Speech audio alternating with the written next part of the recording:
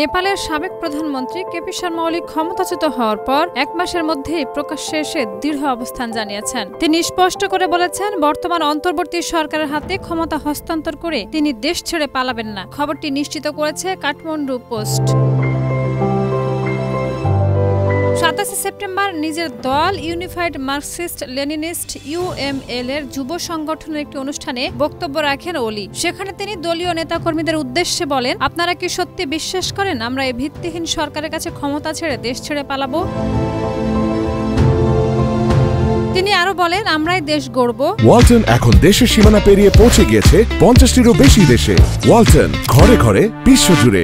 আবারও দেশকে সংবিধানের মূল ধারায় ফিরিয়ে আনব, দেশে শান্তি এবং সুশাসন প্রতিষ্ঠা করব। সেনাবাহিনীর সহায়তায় সাময়িকভাবে নিরাপদে থাকলেও এতদিন আড়ালে ছিলেন কেপি শর্মা ওলি। এবার প্রকাশ্যে এসে তিনি অভিযোগ করেন, গণ অভ্যুত্থানের পর যে সরকার গঠিত হয়েছে তা জনগণের রায় নিয়ে আসেনি, বরং সহিংসতা ভাঙচুরের মাধ্যমে ক্ষমতা দখল করেছে।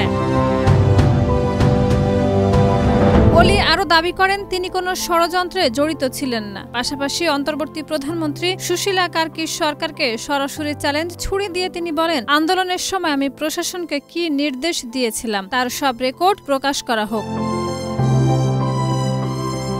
তিনি অভিযোগ করেন, বর্তমান সরকার তার এবং তার সরকারের শীর্ষ মন্ত্রীদের পাসপোর্ট জব্দের প্রস্তুতি নিচ্ছে, যা তার অধিকার ক্ষুণ্ণ করার শামিল। ওলির ভাষায় এটি একটি রাজনৈতিক প্রতিহিংসার বহিঃপ্রকাশ।